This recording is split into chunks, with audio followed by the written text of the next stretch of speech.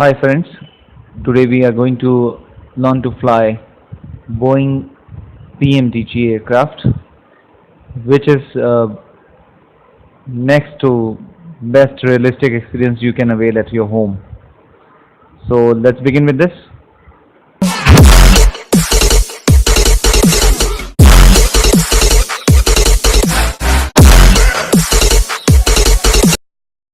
I have a shortcut of my flight simulator over here. So let's begin with this. It's a Microsoft Flight Simulator 2004. So we are talking about the aircraft Boeing.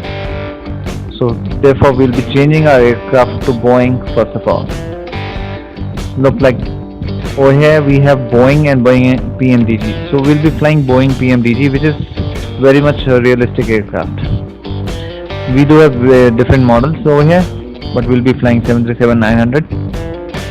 You can choose the one of your choice.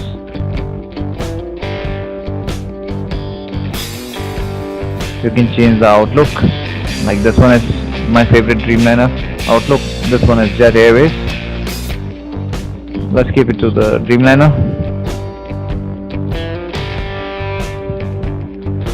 This particular data takes time to load up because since it's very much next to realistic. So in the meantime we can change the rest of the data. We'll be flying from Seattle Tacoma International, but I'll be choosing up to pushback. So let's take our gate position. My preferable gate position is gate Sierra 6. Okay. Weather you can change of your own choice. I am taking the fogged in since we are going to do an ILS approach. Date and time is showing 12:58 p.m. That's good enough because daytime fog is very difficult to handle and lights are not that much visible. So let's use the daytime. Still taking time to load. Now it's done. So we can very much start with this. It's a Boeing PMDG, Seattle Tacoma International. Gate positions I have already changed. Weather I have taken the fogged, and the time is PM, 12:58 PM. Let's fly.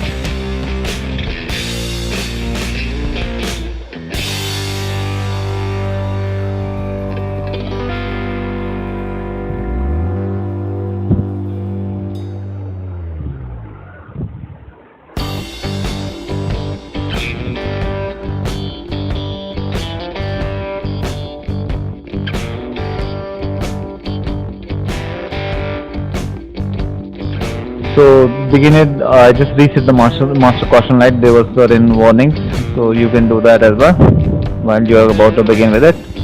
Few things to keep in mind. We have to load in the FMC. Okay, my joystick is working. I have just checked the throttle axis. You can see the throttle, the engine's power being varying. Okay, few things to keep in mind. What you have to do is I'm presetting the baro minimums. I'm keeping it at 633 feet, which I know from my approach rates. You can take it from the arrival charts for Seattle Tacoma International online. Both the viewers on.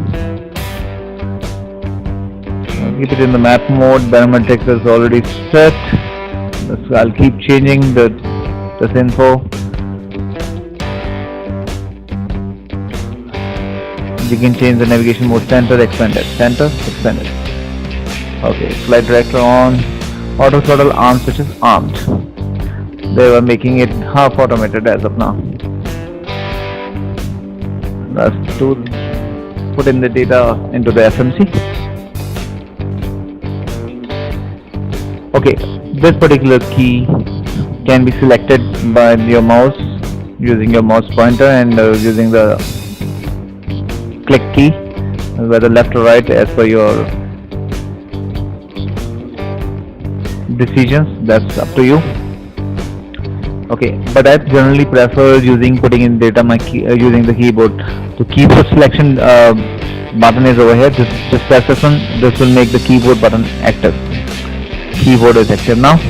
As of now on this screen, you don't have to put in any data. This is the add-in page.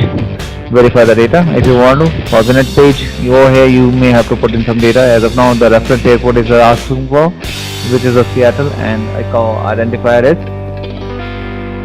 KSEA. Here it is. Next is route page. Again, origin is Seattle.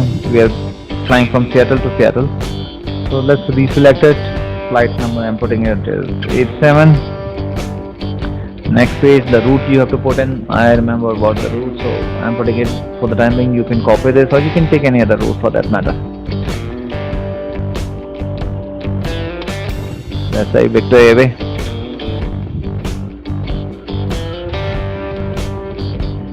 Okay, my route is there. You can verify your route on the ND. It's going from Seattle to BTG, then Victor route, then CAE, then we haven't decided the arrival aerodrome as yet, so no link over here, but we'll do in the meantime once we are inbound. Let's activate it, execute it. Now let's go into the departure arrival page, make a selection for the departure. Okay, I'm using the runway 16 left, so let's make it 16 left. Take a set of your own choice. Over here we are taking the Suma 6. This is the case when you select a standard instrument departure. There is a route discontinuity, so we'll be removing this discontinuity on the leg page, but before that, going on to the leg page, we remove this scratch pad, clear it out. Once, twice, thrice. It's cleared. Now go on to the leg page. You can clearly see there are route discontinuity on the leg page. Our route is supposed to be initial, then Suma. So let's put the Suma directly over here. Next, the initial thing. Then I am supposed to go to BTG, which is not on this page, so we can move on to the next page. Selection of BTG. Previous page. Okay, BTG has been selected. Route discontinuity has been removed. On the ND, you can clearly see now this is the planned route which you have over here from Seattle Suma BTG route. You can make it active by executing it. Executed it. Now this is your active route now. The earlier one has been deleted. This one, the thing has been done. Now let's go on to permanent page. Fill in the imaginary figures. I have certain figures in my mind, so I'm putting those. Zero fuel weight, automatically sets the gross weight.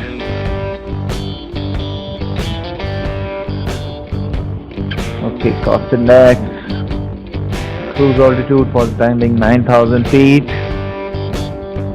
wind 0,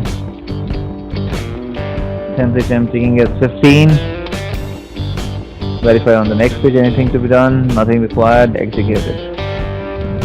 And one limit.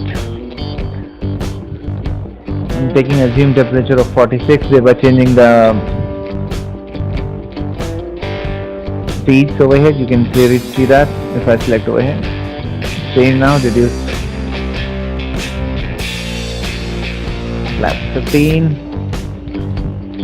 You can take any other flap setting, whichever you want. I'm using flap 15. Or let's try it out with flap 10.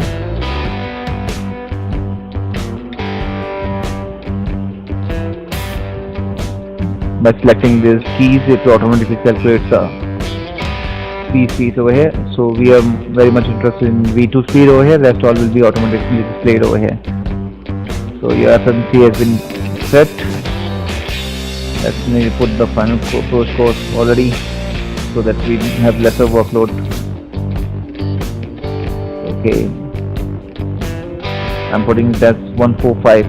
Since it was 141, I'm just keeping it 4 knots ahead. Initial heading 161. We are departing from runway 16 left, making a pattern and coming back to land. 9,000 RTO. For brakes, you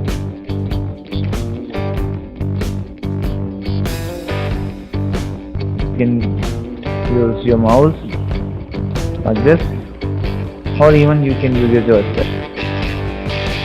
As of now 10, you can still verify over here, it's 10. Let's do the pushback. Let's commence the pushback. For the pushback to be commenced, you have to remove the parking brake. You can release it by pressing the dots on your keyboard, or you can release your brakes using your mouse over here. Brakes have been released. How to commence pushback? There is a shortcut key. You can learn about various shortcut keys by going on to PMDG, General, Keyboard Commands. There are various shortcut keys which you can learn about. As of now, we are interested in pushback, so we just do that. Shift plus Z. Close it. Still running. I'm pressing Shift and Z on my keyboard. It has started pushing back. You can feel that the screen is moving around. Further, you can, if you want to look, you can change the view mode, top down. You can clearly see that the aircraft is moving back. We'll just wait for a while.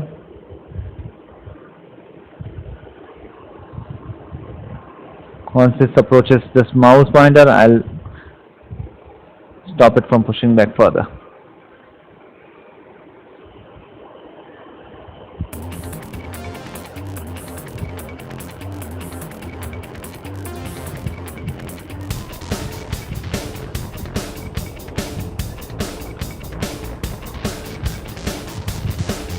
You have different views also. You can keep on changing your views as well.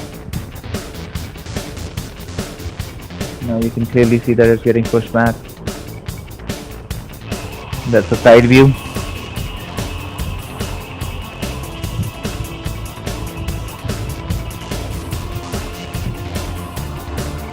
To stop the pushback, you again have to press the Shift and Z command key together.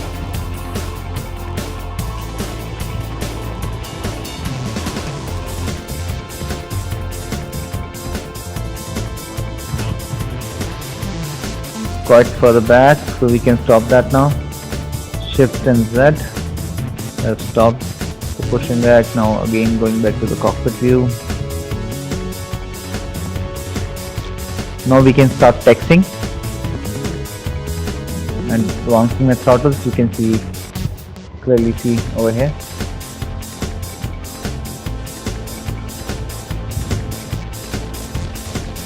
Throttles being advanced. Aircraft starts moving forward.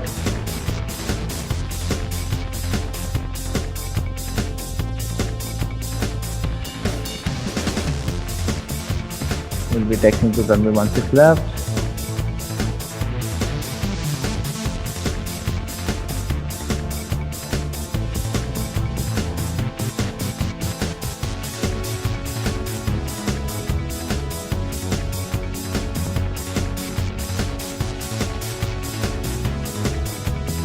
So we have stopped for a while.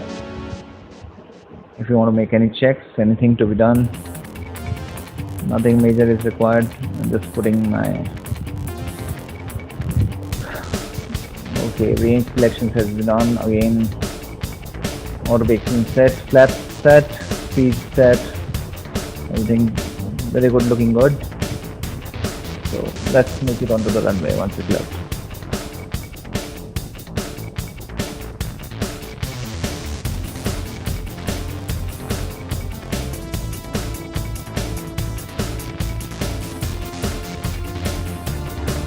We are all lined up. Let's put the brakes off, and just few things I would like to tell you before we take off. We'll be maintaining the heading to maintain the center line. Okay, we'll be using the throttle to 40% of N1, and then we'll be pressing the toga, thereby changing the FMC modes. Toga is basically auto throttle mode will be taking over, and then we'll change the FMC modes and auto call outs. So let's do it. Okay, one more thing, I have not preset it as set only. Let's make it preset. It's in preset now. Let's take off 40% advance.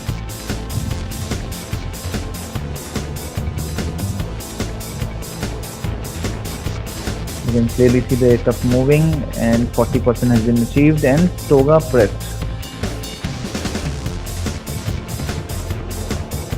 You can see that the FMA mode has also been changed. I have maintained the center line.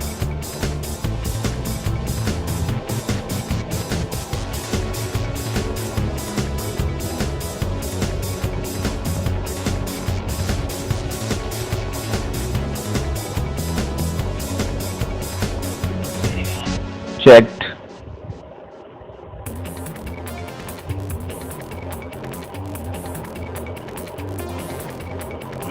At certain speeds the simulator lags, so there is nothing to worry about. Like I've rotated the aircraft but it lags in lifting off, so there is nothing to worry about. We'll take off.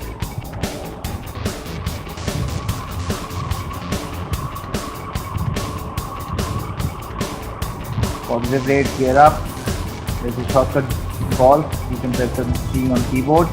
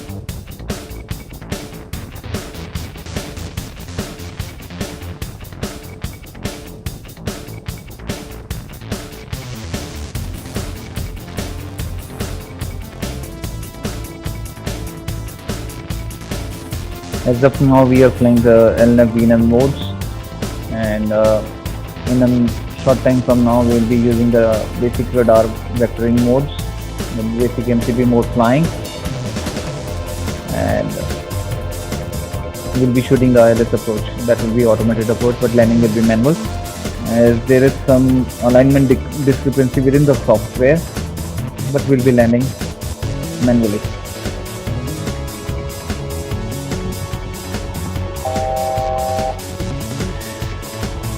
We're about to reach the altitude of 7,000.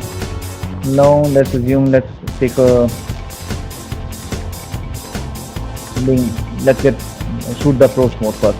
Arm the approach mode. Viewer localizer gyroscope armed. Let's get the heading change.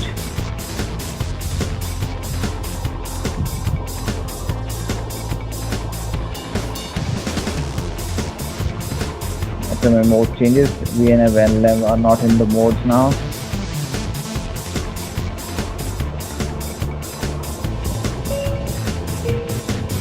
Viewer is captured.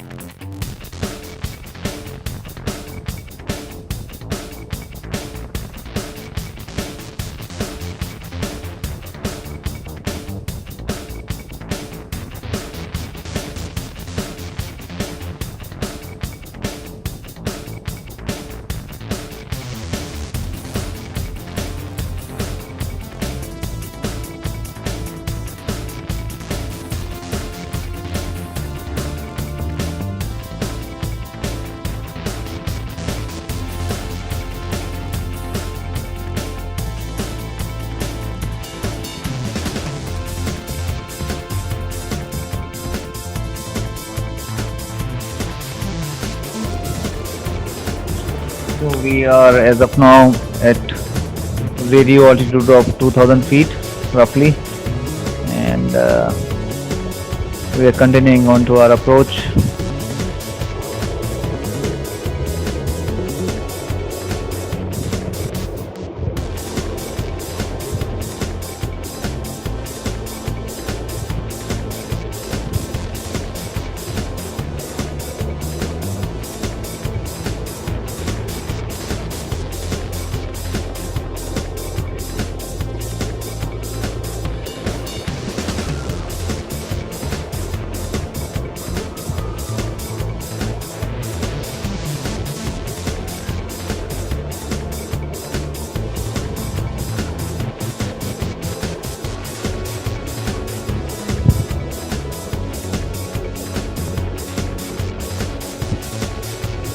I didn't realize the flap setting was at 40. Reduce it back to 20. 1000. So you can see the fog effect.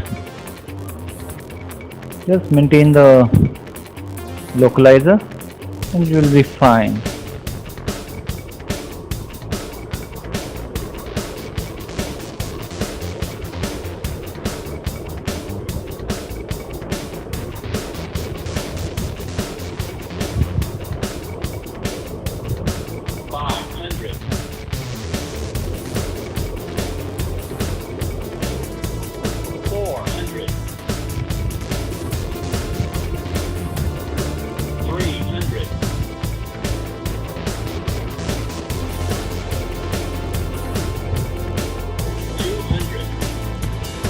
Let's move the autopilot now.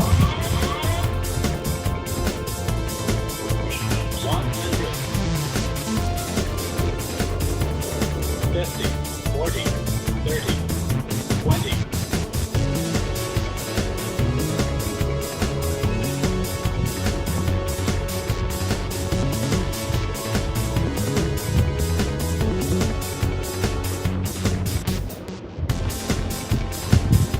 So here's the landing.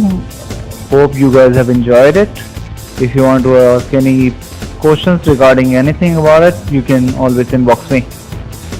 Thanks for watching. Do like and subscribe. It helps. Thank you. Bye bye.